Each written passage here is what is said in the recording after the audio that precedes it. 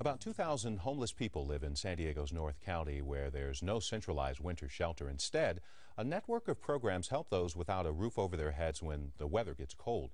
KPBS reporter Alysen St. John says the agencies are seeing more and more homeless families. When Sandra Samuels separated from her ex, she found her life unraveling. She lost her job and about a year ago found herself without a home. I never thought that I'd be in this situation, but here I am. And the economy now is really bad. Samuels is struggling to survive, not only for herself, but also for her 17-year-old daughter, Andrea. If it was just me, I could handle it a little bit better, but when you have your child with you, you wondering, that am I being a good mother? Andrea's in her final year at school, but she hasn't told any of her friends that she's staying in a homeless shelter. To me, it's really hard. I don't really want to talk about it, so I just try to keep it to myself. It's just really difficult for me because I'm so used to having my own room and what I used to have, and always going out whenever I wanted to with my friends, not having to have like a curfew to go back to a place like so early. But I just had to hang in there with my mom. The women can spend 2 weeks staying in this church hall. It's part of the Interfaith Shelter Network. Pastor James Jepseth says the congregation borrowed the cubicle dividers from a neighboring church. We just pop them all together, put it up, get everybody settled in, and very simple. If you're not going to do this, if you're not going to help people who need help, you're just a social club with a T on the roof. A more permanent shelter for families is going up in Vista to meet the growing need. This construction site is the site of the new North County Shelter for Families.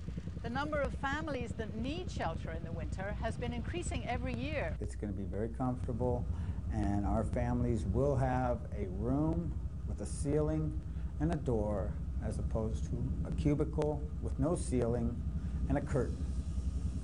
So that will encourage them, help raise their self-esteem, and give them a little bit of sense of dignity as they get their lives together. For the past few years, Russ Blackwood of Operation HOPE has run the winter shelter for families in a rented warehouse. That will all change. And this will be a children's playground.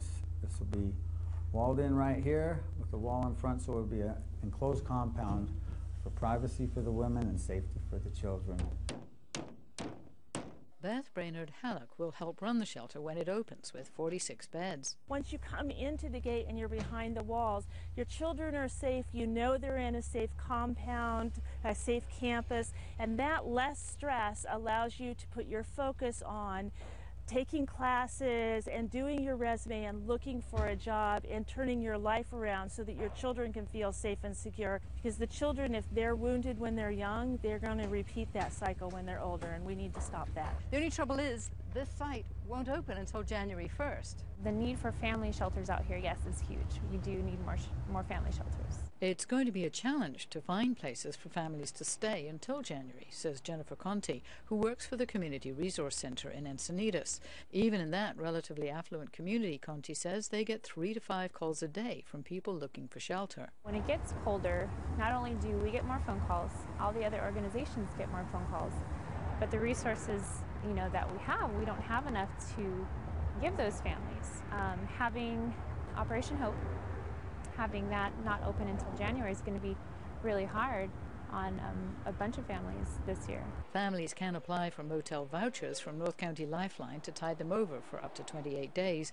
Lifeline does have twice as much money for vouchers this year as last, but already almost 90 families have applied for them, and demand often outstrips supply.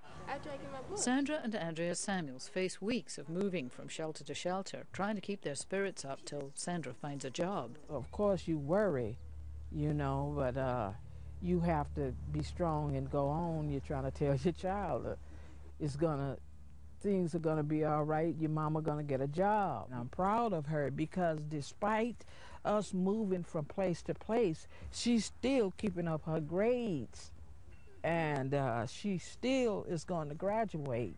People don't want to be homeless, honestly. They don't want to be out here. And I mean, I'm speaking for myself, but I know I spoke with a lot of people, and a lot of people that had real good jobs, and they didn't been brought down here, so it could happen to anybody. Alysen St. John, KPBS News.